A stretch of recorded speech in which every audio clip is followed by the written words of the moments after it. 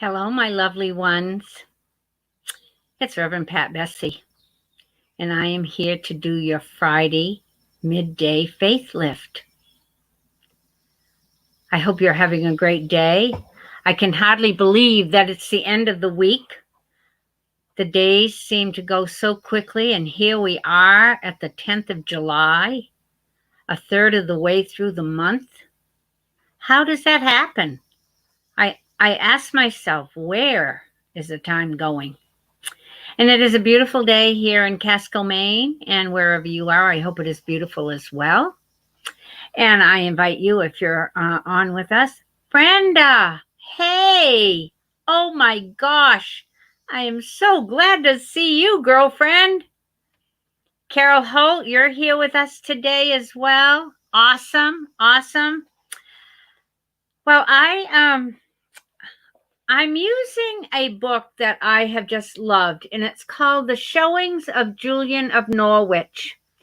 Julian was a writer in the 1300s, and she actually lived through the pandemic during that time.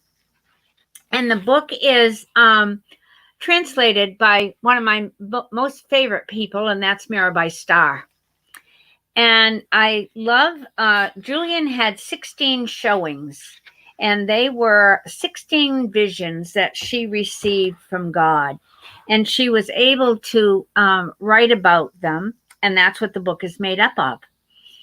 So I'm going to be sharing with you today one of those readings, and it's called Fully Safe. Our sweet Lord, the Holy Spirit, who is the endless life that dwells in the soul, keeps us fully safe, and makes peace in our soul and gives our soul rest. The Holy Spirit helps us to surrender and reconcile our soul with God. As long as we are walking through this changeable life, this is the way the Beloved is constantly leading us along the path of mercy. In my showings, I never saw any anger except on the part of human beings, and God forgives us for that. For anger is nothing but a stubborn opposition to peace and love. I love that definition. Anger is nothing but a stubborn opposition to peace and love. It comes from a lack of power, a lack of wisdom, or a lack of goodness. This lack is not in God, but in us. Our own wretchedness and inclination to miss the mark make us feel frustrated, and we react by shielding ourselves even more fiercely against peace and love. In this constant expression of love and sympathy, our Beloved revealed the truth of this condition to me many times. The ground of mercy is love, and the flowering of mercy is the way love protects us. God showed this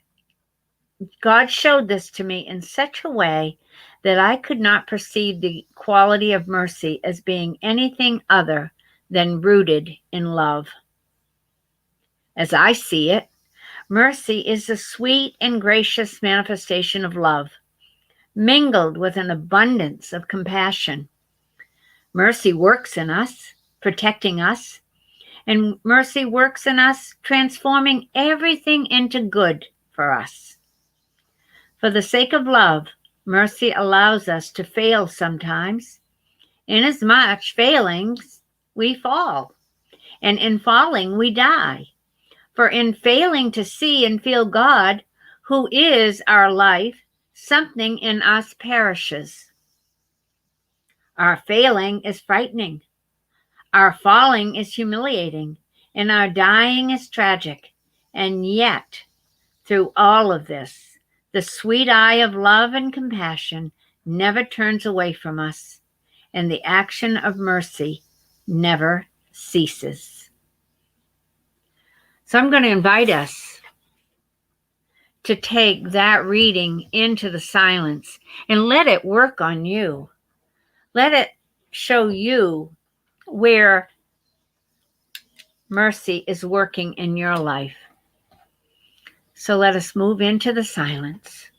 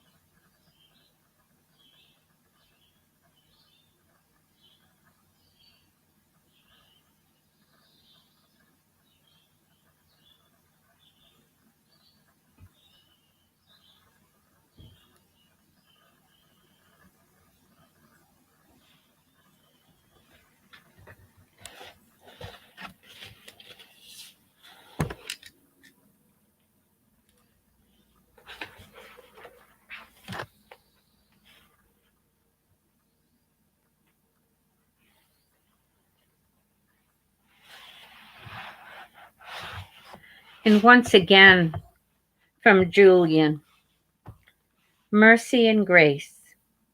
I contemplated the quality of mercy, and I contemplated the quality of grace.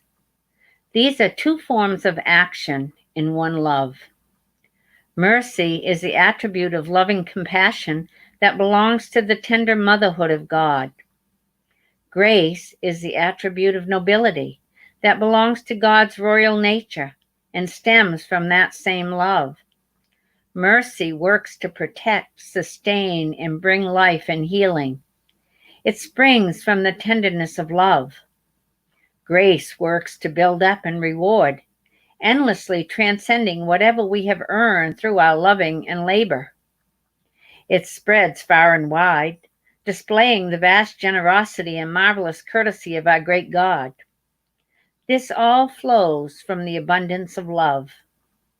Grace transforms our shame-filled failings into bountiful and never-ending solace. Grace lifts our terrifying falling into noble, honorable elevation. Grace converts our sorrowful dying into blessed holy life. I saw in truth that even as our recalcitrance creates pain, shame, and sorrow for us here on earth, grace, on the contrary, gives us solace, honor, and bliss in the world to come. The grace of God so far exceeds our earthly transgressions. Then when at last we rise to receive our sweet reward, we will thank and bless our beloved with all our might, endlessly rejoicing that we ever endured woe.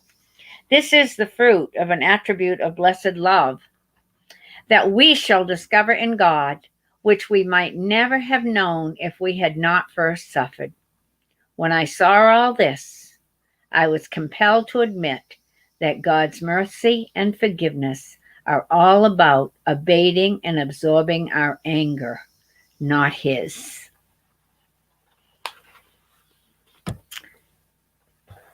So, my dear friends, as you move through your day today, let love be your guide.